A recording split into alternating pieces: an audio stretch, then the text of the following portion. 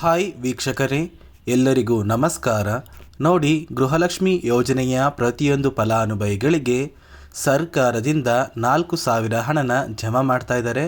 ಹೌದು ಸ್ನೇಹಿತರೆ, ಸರ್ಕಾರ 16ನೇ ಕಂತಿನ ಹಣನ ಜಮಾ ಮಾಡಿದ್ದು ನಾಳೆ ಸೋಮವಾರ ಅಂದರೆ ಡಿಸೆಂಬರ್ 23ರಂದು ಕರ್ನಾಟಕದ 27 ಜಿಲ್ಲೆಗಳ ಫಲಾನುಭವಿಗಳ ಬ್ಯಾಂಕ್ ಖಾತೆಗೆ ಈ 16ನೇ ಕಂತಿನ ಹಣ ಜಮಾ ಆಗ್ತಾ ಇದೆ.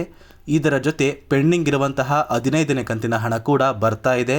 ಒಟ್ಟು ಫಲಾನುಭವಿಗಳ ಬ್ಯಾಂಕ್ ಖಾತೆಗೆ 4,000 ಹಣ ಜಮಾ ಮಾಡ್ತಾ ಇದ್ದೀವಿ ಅಂತ ಸಚಿವೆ ಲಕ್ಷ್ಮೀ ಹೆಬ್ಬಾಳ್ಕರ್ ಅವರು ಮಾಹಿತಿನ ಕೊಟ್ಟಿದ್ದು, ಈ ಹಣ ಪಡ್ಕೋಬೇಕು ಅಂದರೆ ಸರ್ಕಾರ 5 ನಿಯಮಗಳನ್ನ ಕೂಡ ಜಾರಿಗೆ ಬಂದಿದೆ.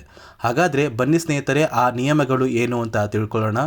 ಅದಕ್ಕಿಂತ ಮೊದಲು ನೋಡಿ ಸ್ನೇಹಿತರೆ, ನೀವೇನಾದ್ರೂ ಇನ್ನೂ ಕೂಡ ನನ್ನ ಚಾನಲ್ನ ಸಬ್ಸ್ಕ್ರೈಬ್ ಆಗಿಲ್ಲ ಅಂದರೆ ದಯವಿಟ್ಟು ಪ್ರತಿಯೊಬ್ಬರೂ ಚಾನಲ್ನ ಸಬ್ಸ್ಕ್ರೈಬ್ ಮಾಡ್ಕೊಳ್ಳಿ, ಹಾಗೆ ವಿಡಿಯೋಗೆ ಒಂದು ಲೈಕ್ನ ಕೊಡಿ.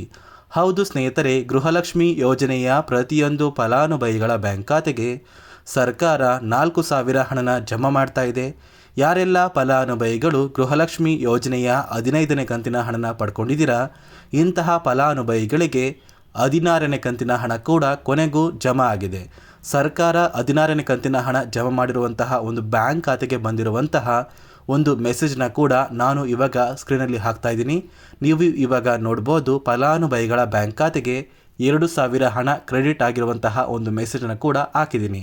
ಅದೇ ರೀತಿ ನಾಳೆ ಸೋಮವಾರ ಅಂದರೆ ಡಿಸೆಂಬರ್ 23ರಂದು ಸುಮಾರು 27 ಜಿಲ್ಲೆಗಳ ಫಲಾನುಭವಿಗಳ ಬ್ಯಾಂಕ್ ಖಾತೆಗೆ ಈ 16ನೇ ಕಂತಿನ ಹಣದ ಜೊತೆ ಪೆಂಡಿಂಗ್ ಇರುವಂತಹ 15ನೇ ಕಂತಿನ ಹಣ ಕೂಡ ಜಮಾ ಮಾಡ್ತಾ ಇದ್ದೀವಿ ಅಂತ ಸರ್ಕಾರ ಮಾಹಿತಿನ ಕೊಟ್ಟಿದೆ. ಹಾಗಾದರೆ ಬನ್ನಿ ಸ್ನೇಹಿತರೆ, ಆ ಜಿಲ್ಲೆಗಳ ಹೆಸರು ಏನು ಅಂತ ತಿಳ್ಕೊಳ್ಳೋಣ.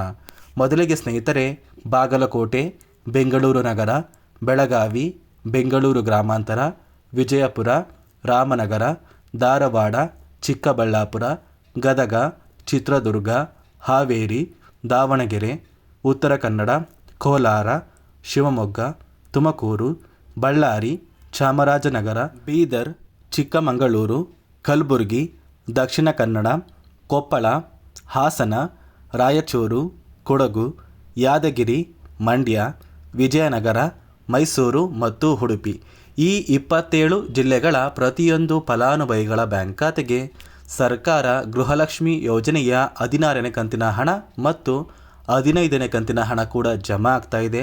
ಸಾಕಷ್ಟು ಫಲಾನುಭವಿಗಳಿಗೆ ಈಗಾಗಲೇ 15ನೇ ಕಂತಿನ ಹಣ ಬಂದಿದ್ದು, ನಿಮ್ಮ ಬ್ಯಾಂಕ್ ಖಾತೆಗೆ ಸೋಮವಾರದಿಂದ 16ನೇ ಕಂತಿನ ಹಣ ಕೂಡ ಜಮಾ ಆಗ್ತಾ ಇದೆ.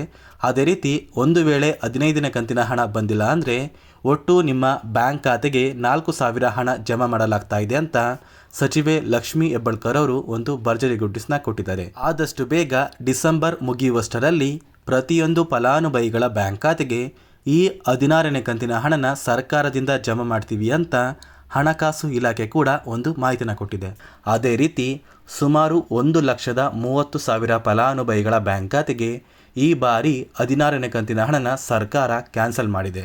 ಈ ಒಂದು ಫಲಾನುಭವಿಗಳಿಗೆ ಯಾವುದೇ ರೀತಿಯ ಗೃಹಲಕ್ಷ್ಮಿ ಯೋಜನೆಯ 2,000 ಹಣ ಇನ್ನು ಮುಂದೆ ಜಮಾ ಆಗೋದಿಲ್ಲ ಅಂತ ಸಚಿವೆ ಲಕ್ಷ್ಮೀ ಹೆಬ್ಬಾಳ್ಕರ್ ಅವರು ಮಾಹಿತಿನ ಕೊಟ್ಟಿದ್ದು, ಯಾವ ಕಾರಣಕ್ಕೆ ಈ ಫಲಾನುಭವಿಗಳಿಗೆ ಹಣ ಜಮಾ ಆಗ್ತಾ ಇಲ್ಲ ಅಂದರೆ ಸರ್ಕಾರ ಕೆಲವೇ ದಿನಗಳ ಹಿಂದೆ ಗೃಹಲಕ್ಷ್ಮಿ ಯೋಜನೆಯಲ್ಲಿ 5 ಹೊಸ ನಿಯಮಗಳನ್ನ ಜಾರಿಗೆ ತಂದರು. ಆ 5 ನಿಯಮದ ಆಧಾರದ ಮೇಲೆ ಫಲಾನುಭವಿಗಳ ಬ್ಯಾಂಕ್ ಖಾತೆಗೆ ಈ 2,000 ಹಣ ಜಮಾ ಆಗ್ತಾ ಇದೆ. ಹಾಗಾದರೆ ಬನ್ನಿ ಸ್ನೇಹಿತರೆ, ಆ 5 ನಿಯಮಗಳು ಏನು, ಆ ಒಂದು ನಿಯಮಗಳನ್ನ ಕಡ್ಡಾಯವಾಗಿ ನೀವು ಪಾಲಿಸಬೇಕಾ ಅಂದರೆ ಹೌದು ಸ್ನೇಹಿತರೆ, ಈ 5 ನಿಯಮಗಳನ್ನ ನೀವು ಕಡ್ಡಾಯವಾಗಿ ಪಾಲಿಸಿದರೆ ಮಾತ್ರ ನಿಮ್ಮ ಬ್ಯಾಂಕ್ ಖಾತೆಗೆ 2,000 ಹಣ ಬರೋದು. ಹಾಗಾದರೆ ಬನ್ನಿ ಸ್ನೇಹಿತರೆ, ಆ 5 ನಿಯಮಗಳು ಏನು ಅಂತ ತಿಳ್ಕೊಳ್ಳೋಣ.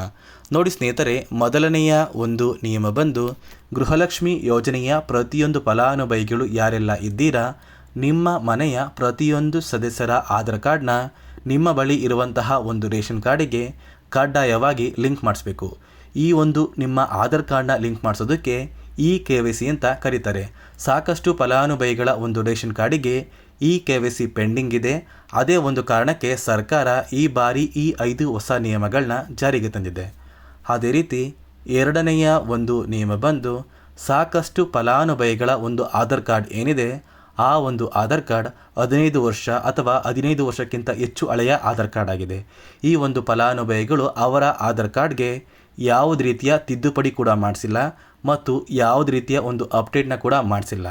ಅದೇ ಒಂದು ಕಾರಣಕ್ಕೆ ನಿಮ್ಮ ಆಧಾರ್ ಕಾರ್ಡ್ನ ನೀವು ತಿದ್ದುಪಡಿ ಮಾಡಿಸಿಲ್ಲ ಅಂದರೆ ನಿಮ್ಮ ಬ್ಯಾಂಕ್ ಖಾತೆಗೆ 2,000 ಹಣ ಜಮಾ ಆಗ್ತಾ ಇಲ್ಲ. ಮತ್ತೆ ಸ್ನೇಹಿತರೆ, ಸರ್ಕಾರ 16ನೇ ಕಂತಿನ ಹಣನ ಜಮಾ ಮಾಡುವ ಮುಂಚೆ ಪ್ರತಿಯೊಂದು ಫಲಾನುಭವಿಗಳ ಒಂದು ದಾಖಲಾತಿಗಳನ್ನ ಮರುಪರಿಶೀಲನೆ ಮಾಡಿದ್ದಾರೆ. ಈ ಒಂದು ಸಂದರ್ಭದಲ್ಲಿ ಫಲಾನುಭವಿಗಳು ಸರ್ಕಾರಕ್ಕೆ ತೆರಿಗೆನ ಕಟ್ತಾ ಇರೋದು ತಿಳಿದು ಬಂದಿದೆ. ಅದೇ ರೀತಿ 4ನೆಯ ಒಂದು ನಿಯಮ ಬಂದು ಸರ್ಕಾರದಿಂದ ಬರುವಂತಹ ಒಂದು ರೇಷನ್ನ ಕಳೆದ 3 ತಿಂಗಳಿಂದ ನೀವು ಪಡ್ಕೊಂಡಿಲ್ಲ ಅಂದರೆ ನಿಮ್ಮ ಬ್ಯಾಂಕ್ ಖಾತೆಗೆ ಗೃಹಲಕ್ಷ್ಮಿ ಯೋಜನೆಯ ಹಣ ಜಮಾ ಆಗೋದಿಲ್ಲ. ಮತ್ತು ಸ್ನೇಹಿತರೆ, 5ನೆಯ ಒಂದು ನಿಯಮ ಬಂದು ನಿಮ್ಮ ಒಂದು ವಾರ್ಷಿಕ ಆದಾಯ 7 ಲಕ್ಷಕ್ಕಿಂತ ಕಡಿಮೆ ಇರಬೇಕು. ಒಂದು ವೇಳೆ ವಾರ್ಷಿಕ ಆದಾಯ 7 ಲಕ್ಷಕ್ಕಿಂತ ಜಾಸ್ತಿ ಇದ್ದರೆ ನಿಮ್ಮ ಬ್ಯಾಂಕ್ ಖಾತೆಗೆ ಗೃಹಲಕ್ಷ್ಮಿ ಯೋಜನೆಯ ಹಣ ಬರೋದಿಲ್ಲ. ಈ 5 ನಿಯಮದ ಆಧಾರದ ಮೇಲೆ ಪ್ರತಿಯೊಂದು ಫಲಾನುಭವಿಗಳಿಗೂ ಹಣ ಜಮಾ ಆಗ್ತಾ ಇದೆ. ನಾಳೆ ಸೋಮವಾರ ಡಿಸೆಂಬರ್ 23ರಂದು ಸುಮಾರು 27 ಜಿಲ್ಲೆಗಳ ಪ್ರತಿಯೊಂದು ಫಲಾನುಭವಿಗಳ ಬ್ಯಾಂಕ್ ಖಾತೆಗೆ ಸರ್ಕಾರದಿಂದ 16ನೇ ಕಂತಿನ ಹಣ, ಇದರ ಜೊತೆ ಪೆಂಡಿಂಗ್ ಇರುವಂತಹ 15ನೇ ಕಂತಿನ ಹಣ ಕೂಡ ಪ್ರತಿಯೊಂದು ಫಲಾನುಭವಿಗಳ ಬ್ಯಾಂಕ್ ಖಾತೆಗೆ ಆದಷ್ಟು ಬೇಗ ಜಮಾ ಆಗುತ್ತೆ. ಕೆಲವೇ ದಿನಗಳಲ್ಲಿ ಪ್ರತಿಯೊಂದು ಫಲಾನುಭವಿಗಳು ಈ ಒಂದು ಹಣನ ಪಡ್ಕೋತೀರಾ ಮತ್ತು ಪೆಂಡಿಂಗ್ ಇರುವ ಹಣ ಕೂಡ ನಿಮ್ಮ ಬ್ಯಾಂಕ್ ಖಾತೆಗೆ ಆದಷ್ಟು ಬೇಗ ಬರುತ್ತೆ ಅಂತ ಹೇಳ್ತಾ, ಇದಿಷ್ಟು ಗೃಹಲಕ್ಷ್ಮಿ ಯೋಜನೆ ಕುರಿತು ಸರ್ಕಾರದಿಂದ ಬಂದಿರುವಂತಹ ಒಂದು ಹೊಸ ಮಾಹಿತಿಯಾಗಿದೆ. ನೋಡಿ ಸ್ನೇಹಿತರೆ, ನಾನು ನಿಮಗೆ ಕೊಟ್ಟಿರುವಂತಹ ಮಾಹಿತಿ ನಿಮಗೆ ಇಷ್ಟ ಆಗಿದ್ದರೆ ದಯವಿಟ್ಟು ಪ್ರತಿಯೊಬ್ಬರೂ ನನ್ನ ಚಾನಲ್ನ ಸಬ್ಸ್ಕ್ರೈಬ್ ಮಾಡ್ಕೊಳ್ಳಿ, ಹಾಗೆ ವಿಡಿಯೋಗೆ ಒಂದು ಲೈಕ್ನ ಕೊಡಿ.